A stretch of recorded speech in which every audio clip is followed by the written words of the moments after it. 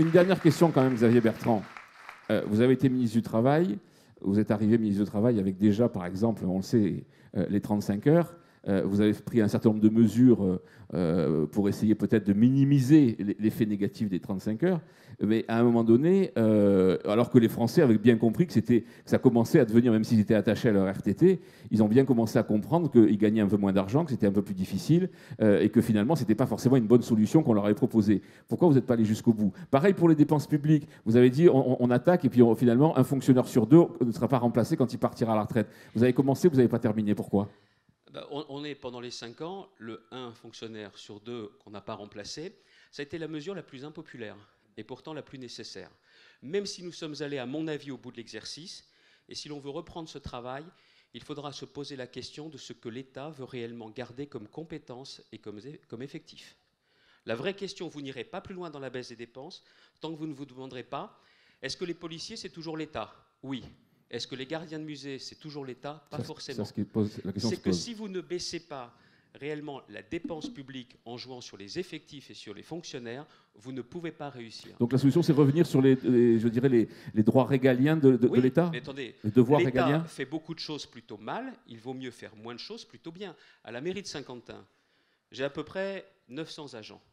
À chaque fois que je dois recruter quelqu'un en plus, je me pose la question que cette personne, je devrais pour la mairie consentir un engagement de 42 ans de carrière, de 21 ans de retraite et de 10 ans de pension de reversion pour la veuve, parce que c'est moi qui paierai tout cela, et même si cette personne m'insulte, je ne pourrai pas m'en séparer. Si chacun réfléchit à cela, vous recherchez en permanence les moyens d'assurer ce service public autrement qu'en recrutant un titulaire. Mais maintenant, il faut aussi aller au bout des choses, mais demander la vérité sur les 35 heures. Mais en France, quand je parlais des oppositions, des contestations, il faut aussi parler des conservatismes. Et les conservatismes sont multiples. Je le dis en demandant le témoignage de Dominique Tian. La TVA sociale, qui à mon avis est une très bonne chose parce qu'elle permet en plus de toucher les importations, que les importations financent en partie la protection sociale. C'est la classe politique, c'est la majorité parlementaire qui n'a pas voulu à l'époque. Traumatisée par le second tour des élections législatives et qui a dit on n'en veut pas. Et qu'il a fallu attendre 4 ans pour que cette majorité accepte de le faire. Le crédit impôt recherche, très bonne mesure. Moins d'un an après, certains parlementaires de la majorité voulaient remettre en question. La fiscalité du patrimoine, c'est aussi parfois notre majorité qui nous a empêchés de le faire. Et sur les 35 heures, le jeu de rôle entre partenaires sociaux au niveau national. J'ai un souvenir un peu cuisant. En 2008, il y a un texte sur la représentativité syndicale où, en tant que ministre du Travail, je décide de suivre à la lettre, l'accord entre partenaires sociaux. Et il y a une partie sur la durée du travail, où on dit que quand il y a un accord d'entreprise, on fait ce que l'on veut dans les entreprises. Sauf qu'à l'origine, il y a un accord CFDT, CGT, MEDEF, qui est un faux accord qui ne dit rien, mais il y a la signature de la CGT. Je décide de passer outre cet accord, et je me fais enguirlander comme c'est pas permis. Et par qui je me fais enguirlander le plus? Par le patronat au niveau national. La vérité, c'est que dans le système français, et j'assume totalement ma part de responsabilité, je suis allé au-delà. Je me suis même fâché avec certains dirigeants patronaux nationaux. La brouille dure toujours. Mais la vérité, c'est que dans le système qui est le nôtre aujourd'hui, on recherche en permanence, pour les photos, pour les caméras, un accord avec un maximum de signataires, même s'il n'y a pas grand-chose dedans. Mais on dit que le dialogue social se porte bien. Et pour une fois que la CGT avait signé, il ne fallait pas toucher, quoi. Je préfère avoir un accord signé par moitié moins de personnes, mais avec 100% de résultats, plutôt qu'un faux accord avec 50% de résultats signé par 100% des participants. De toute façon, quand la CGT au niveau national signe un accord, c'est pas si bon que ça pour les entreprises. Voilà où est le jeu de rôle. Mais maintenant, il y a un risque, c'est qu'on nous dit que la loi Larcher de 2005, qui oblige les partenaires sociaux à donner leur avis sur toute modification du contrat de travail, mais on voudrait maintenant le rentrer dans la Constitution. Dans ces cas-là, il ne faudra pas s'étonner. Tant qu'il y aura ce jeu de rôle au niveau national, un niveau national tellement décalé des préoccupations du terrain, nous aurons toujours cette forme de conservatisme. Et en ce qui concerne le politique, il faut tout simplement accepter de ne pas plaire à tout le monde, qu'il y ait peut-être des perdants ou des gagnants, mais de décider et de faire des choix. C'est à ce prix-là que peut vraiment se faire la modernisation de notre pays. Merci. François-Olivier Gisbert, est-ce que vous considérez effectivement, comme l'a dit Xavier Bertrand, que finalement l'État doit devenir plus petit, moins responsable, revenir sur ses devoirs régaliens pour trouver la solution? Est-ce qu'il n'y a pas une forme de désenchantement, peut-être de manque d'ambition? Avant, moi j'avais appris dans les livres d'école que le politique primait sur l'économique. Aujourd'hui, on a le sentiment que c'est plus vrai. Je crois que ce qu'on est tous en train de vivre, c'est que notre modèle est en train de se déliter peu à peu. Jean-Luc Chauvin disait qu'on était en train de décrocher. On est en train de décrocher au centre d'un continent qui est lui-même en train de dériver depuis 30 ans. Et c'est la force des choses. C'est la force des choses parce que, je suis désolé, là pour le coup je serais peut-être beaucoup plus à gauche que M. Sterdignac, mais on arrive à l'heure du partage des richesses. On ne va plus vivre en pillant l'Afrique, en exploitant l'Asie. Ces pays-là existent. L'Asie, c'est aujourd'hui là que tout se passe, hein, de l'autre côté du monde. L'Afrique, c'est sans doute un Eldorado de demain, parce que maintenant l'Afrique commence à avoir conscience qu'elle a des matières premières et elle veut les exploiter elle-même. Et on voit très bien ce qui se passe aujourd'hui avec une croissance à 2 chiffres au Ghana. Alors j'entends toujours les mêmes conneries, on les entendait déjà du temps des dragons. On vous disait, de toute façon, ils viennent de très bas. Mais enfin, le Ghana, ça fait 10 ans qu'il a une croissance à 2 chiffres chaque année. Hein, on pourrait peut-être regarder d'ailleurs ce qui se passe de ce côté-là. Et donc, moi, la chose qui me frappe, vous voyez, c'était une très bonne idée d'inviter M. Sterdignac, c'était une très bonne idée de lui demander de poser la question, enfin l'intitulé de ce débat, parce que c'est lui qui a dû le faire. Et je pense que vous avez tort de le siffler, parce qu'il faut l'écouter. Il faut l'écouter parce que c'est notre inconscient. C'est le côté sombre de la France. Moi, le jour où tout le monde pensera comme lui, je sais qu'il faudra s'exiler enfin. Pas pour des raisons fiscales, vous avez bien compris, mais parce qu'à un certain niveau, on n'en peut plus. On n'en peut plus parce qu'il y a plusieurs syndromes là-dedans. Je suis désolé, monsieur, avec tout le respect que je vous dois, mais il y a fort Apache. Hein, c'est-à-dire qu'on ne sort pas de sa chambre et on ne voit pas ce qui se passe, par exemple, dans l'entreprise. Vous dites on n'a pas arrêté dans... Mais je vous propose de faire un stage dans une petite entreprise de 2-3 personnes. Vous voyez, je vais vous emmener voir un petit fast-food à la con. Vous allez voir comment ça marche. C'est-à-dire les tracasseries administratives. L'URSSAF, le fisc, les tonnes de papier, vous savez tout ce que c'est. Mais il n'y a qu'en France que c'est comme ça. Moi, il se trouve que je voyage un peu, j'ai des amis américains, des amis allemands. Il n'y a qu'en France que c'est comme ça. Et pourquoi d'ailleurs la France, quand on crée une PME en France, on fait ça qu'à 2, alors que c'est 5 en Allemagne ou aux États-Unis. Pourquoi on fait ça qu'à 2? Parce que de toute façon, l'autre, on ne peut pas le virer déjà. Dès qu'on embauche, on ne peut plus virer. Hein. Il faut mieux fermer, on ferme, voilà, mais on ne peut pas virer. Donc, fort Apache, c'est-à-dire on ne voit pas ce qui se passe. Et ce que dit M. Sterdignac, c'est ce que disent la plupart des politiques, de droite ou de gauche, ils ne savent pas comment marche une entreprise. Ils ne savent pas. Ils ont peut-être fait des petits stages en 6e ou en 5e pour regarder comment ça marchait. Ils ont tout oublié depuis. Et pour eux, voilà, les patrons sont des types épouvantables qui débauchent à tire-larigot. Ils ne savent pas que les patrons ne peuvent pas débaucher. Le micro. Non, attendez. Alors, micro, M. Sterdignac. Deuxièmement, micro. non, je vous ai laissé parler. Je continue. Sans intérêt, je continue. Excusez-moi, les hommes politiques connaissent les entreprises. Il y a autre chose, mais ils ne connaissent pas, bien entendu, ils ne connaissent pas. Ensuite, sinon on n'aurait pas eu cette politique-là depuis 30 ans, monsieur. Ensuite, le complotisme, deuxième point. J'ai parlé de fort Apache, maintenant il y a le complotisme, c'est-à-dire que, j'ai bien entendu que la mondialisation avait été inventée par les riches pour imposer des réformes sanglantes, pour sucer en fait le sang du peuple, puisque tel est l'objectif, effectivement, du patronat français depuis le 19e siècle. Ça, c'est, dernier point aussi, le pessimisme. C'est-à-dire que tout ça est ancré dans un pessimisme profond, et je veux dire, c'est pas vous seulement qui êtes en cause, c'est tout le pays, puisqu'on fait un sondage. Les Français sont plus pessimistes que les Afghans, que les Irakiens, et que même les Syriens. Ils sont très pessimistes. C'est vrai. C'est vrai, on vit dans un pays absolument formidable, au cœur de l'Europe, dans un climat tempéré. Déjà, de quoi être pessimiste.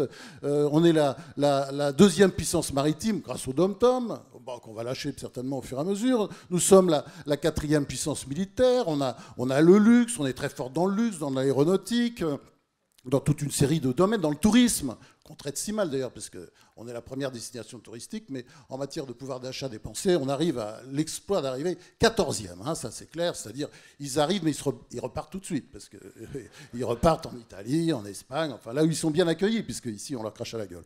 Et les agriculteurs, qui est une espèce de fer de lance économique de la France, l'agroalimentaire, traînés dans la boue, dans la presse, à longueur de colonne, par les journalistes, etc. etc.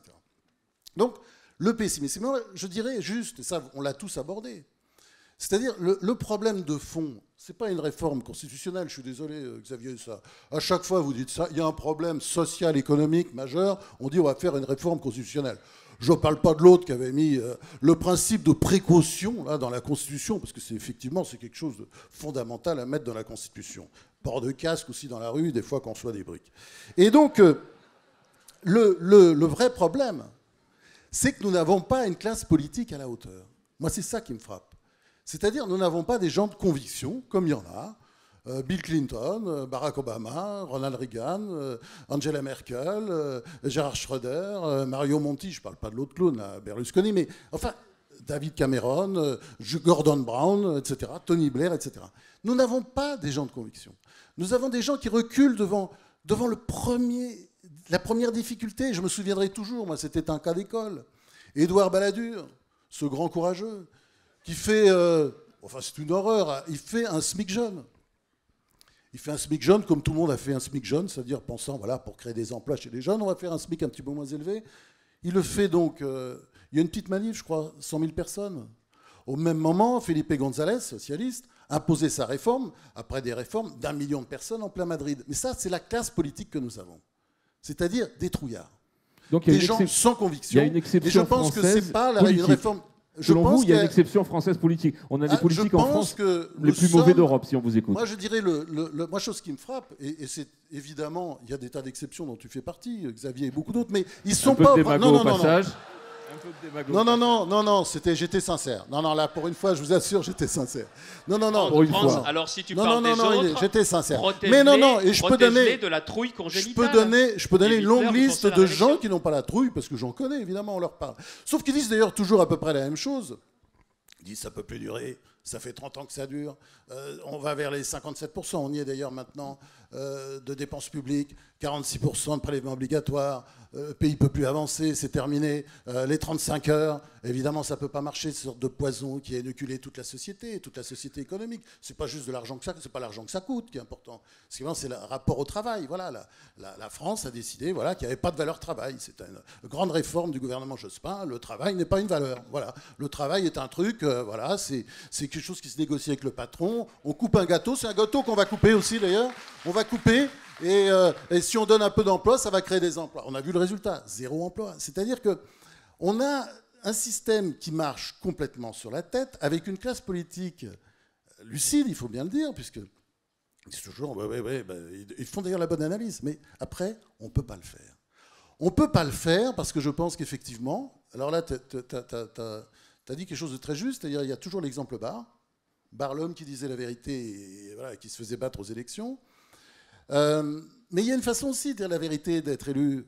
On l'a vu dans le passé. Il y a une façon aussi d'expliquer. Il y a une façon d'être courageux. Et moi, je pense que c'est le premier problème en France. C'est-à-dire que nous avons un problème de dégénérescence littérale de la classe politique. Je veux dire, ben oui, il faut dire les choses. Il y a besoin d'un renouvellement. Il y a besoin, alors Jean-Luc Chauvin a lancé un appel aux chefs d'entreprise, lançons-le, mais également pour les médecins, les professions libérales, les artisans, que ce ne soit pas juste des fonctionnaires à l'Assemblée nationale et au gouvernement, que ça change un peu, qu'il y ait des gens qui soient dans la vie, qui comprennent que ce qui fera avancer l'économie, c'est le secteur privé et pas le secteur public, c'est le secteur privé. Et c'est qu'en ayant des petites entreprises, vous l'expliquez à François Hollande, il vous dit d'ailleurs qu'il est tout à fait d'accord, mais la clé de tout, c'est évidemment la PME. C'est la PME. La grande réforme de Schröder, elle s'est faite sur les petites entreprises, quand il a décidé d'autoriser les petites entreprises à licencier. Très vite, c'est ça la grande réforme de l'agenda 2010, puisque c'est ça derrière, la PME, elle va grandir, puis après ça vous fera une entreprise intermédiaire, et puis l'entreprise intermédiaire, elle va exporter, mais nous n'avons pas ça en France. Déjà, le patron est massacré dès le départ. Et évidemment, simplement, vous avez des grands numéros de clowns, toujours sur les grandes entreprises, qui de toute façon ne créent pas d'emploi. Les délocalisations, on sait que de toute façon, c'est pas ça c'est pas le problème qu'on a en France. C'est pas ça qui fait perdre des emplois. Tous les chiffres le montrent. Ce qui fait perdre des emplois, ce sont les tracasseries administratives. C'est l'impossibilité totale de licencier. Moi, pourquoi ? Attendez, moi, je suis un petit patron de presse. Ce sont des grosses PME, les journaux. J'ai réussi toujours à peu près à avoir des bilans équilibrés. Je vais vous dire, Marcette, moi, j'embauche pas. J'embauche pas parce qu'on ne peut pas virer. J'embauche pas. J'explique ça d'ailleurs depuis des décennies à tous les politiciens de droite ou de gauche que je vois, mais ils n'ont pas encore compris. Ils ne comprennent pas. François, vous rendez un peu les politiques responsables de tous les maux. Est-ce que finalement, les politiques, ils ne sont pas à l'image, un peu comme disait tout à l'heure Jean-Pierre Lepage, de la société française? Est-ce que les Français ont envie d'avoir des politiques courageux, ou alors est-ce qu'ils sont bercés d'illusions en pensant qu'il y a un modèle, une exception économique française, comme il y a une exception culturelle, il pourrait y avoir une exception économique française qui effectivement les protégerait de l'ensemble de cette compétition? Moi, je rêverais d'un discours optimiste, parce que la France a énormément d'atouts, ne serait-ce que sur, par exemple, les secteurs industriels que je citais, il y en a encore beaucoup d'autres. Il y a même aussi l'éducation nationale, parce que, bon, on a quand même des élites en France qui ont été formées par un système éducatif qui n'est pas si mauvais que ça. Si on compare à d'autres pays, on voit très bien. Nous sommes d'ailleurs très bons dans la mondialisation, comme l'a montré récemment le classement de Davos. Enfin, il y a des tas de forces. Et en même temps, moi, je pense que derrière ce pessimisme, il faudrait qu'il y ait aussi un discours de réformes solides, de réformes violentes. Et de toute façon, on y va. Simplement, c'est juste un sentiment, et je peux en finir là, c'est qu'on a le sentiment que quelqu'un comme François Hollande, et son prédécesseur aussi, d'une certaine manière, se disent toujours, bon, à un moment donné, quand on sera dans le mur, peut-être qu'on pourra enfin le faire, et le faire accepter par les Français. Et moi, je pense que la démarche devait être différente, c'est-à-dire d'anticiper, d'expliquer, de dire, de faire avec un discours optimiste, parce qu'il ne s'agit pas de taper sur les gens, de leur faire du mal, de leur prendre du pouvoir d'achat.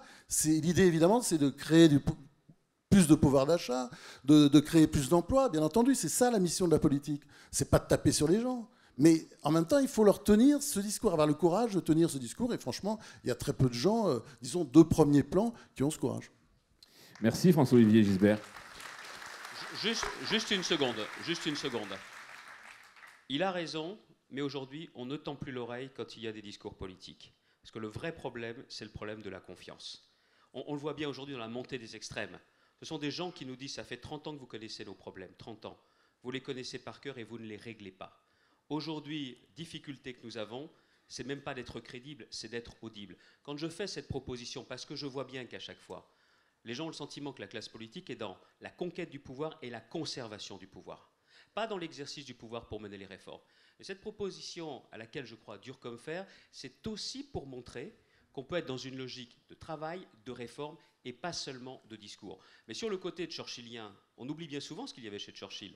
C'était pas sueur, du sang et des larmes, il disait « et on va gagner ». Le discours était optimiste. Bien sûr, et il le disait en plus en ayant bien bu ce qui faisait rire les Britanniques. Oui. Il faut qu'on t'écoute, et le problème que l'on a, dans ce pays dans lequel on pourrait rééditer chaque année la société de défiance, c'est qu'il n'y a plus de confiance vis-à-vis des décideurs, et notamment les décideurs politiques. Merci. On peut rajouter que la presse, à l'exception bien entendu du noble journaliste qui est là, qui est une exception extraordinaire. Non. Du Point, de plein d'autres journaux, il y a plein d'autres journaux. C'est tellement facile de dire tout ce que tu racontes. La presse est exactement dans le même... Xavier, tu aurais pu le dire quand même. Exactement pareil. Exactement. Donc, je crois que ça sert à rien. L'endettement, ça fait 10 ans qu'on en parle. Mais non. Il suffit de vous faire monter le temps et y aller. Ça sert à rien de faire ça. Ça n'apporte rien. Je suis de l'avis de Sterdignac. Ça n'apporte rien. Ça m'étonne pas. Ça m'étonne pas. Le constat, on le connaît, il est fait. Maintenant, on s'en fout. Ce qui est important, c'est qu'est-ce qu'on fait. Qu'est-ce qu'on fait? Alors, si on ne fait rien, petit exemple, dans le secteur qui est le mien, la protection sociale, j'ai le regret de vous annoncer, là, vous allez pouvoir me huer, que d'ici 2020, nous allons augmenter, vous allez décider d'augmenter les cotisations sociales de 8 points. Je dis bien de 8 points. Et je rigole pas, c'est la réalité. 4 pour les retraites et 4 pour la santé. C'est exactement ce qui est en train de se passer. Il y a aujourd'hui 8 milliards d'euros. Je prends le domaine de la santé, parce qu'une fois que j'ai dit ça, il faut que je propose des solutions. Je prends le domaine de la santé. Aujourd'hui, il y a 8 milliards d'euros de déficit dans la santé. Les budgets sont faux. Ils sont présentés. Et tous les ans, on va augmenter de 2 milliards d'euros le déficit de la santé. Donc on va arriver en 2020 avec un déficit de l'ordre de 20 milliards. Et pourtant, les gestionnaires sont remarquables, puisque l'ONDAM, enfin le budget de la santé, n'augmente de 2,4 par an. Ça veut dire qu'au lieu de faire des effets d'estrade, qu'est-ce qu'on fait pour faire diminuer de 20 milliards d'euros les dépenses de santé? Qu'est-ce qu'on arrête de rembourser? C'est ça la discussion. Qu'est-ce qu'on fout dehors? Enfin, fout dehors, c'est pas moi qui devrais le dire, mon Dieu, dans mon métier. Comment on restructure les hôpitaux? Si la classe politique est aussi géniale que tu le dis, pourquoi on en est là, hein? Non, mais maintenant, ça, Pourquoi on arrive vers 100% d'endettement par rapport au PIB? C'est très simple. 96% fin 2014. Pourquoi on en est là? C'est pas moi qui vais défendre la classe politique. On a la classe politique qu'on mérite. On les a tous élus. S'ils sont là, c'est qu'ils ont été élus. Et ils ont été élus avec 50 et des pourcents des voix. Il ne faut pas exagérer. Donc maintenant, comment on fait? Donc peut-être on pourra... Donc ça veut dire, Guillaume Sarkozy, que la solution pour sauver la protection sociale, c'est à nouveau de taxer l'entreprise. Il n'y a pas, pas d'alternative. Je ne crois pas. Je crois qu'il est possible, mais dans un débat, dans un dialogue extrêmement important, qu'il est possible de refaire l'ingénierie de nos systèmes, sans se taper dessus. Parce que si on dit que tous les politiques sont nuls, ok, partons du principe qu'ils sont tous nuls. Ils ne vont pas, demain matin, avec une élection, être pas nuls. Non, mais quand même. Alors, quand les journalistes aussi sont nuls, on est vraiment emmerdés. Donc, moi, je pense qu'ils ne sont pas nuls. Alors, je pense que le Jean-Pierre Levade, diagnostic... rapidement, après Daniel Cohen, qui n'est pas encore intervenu.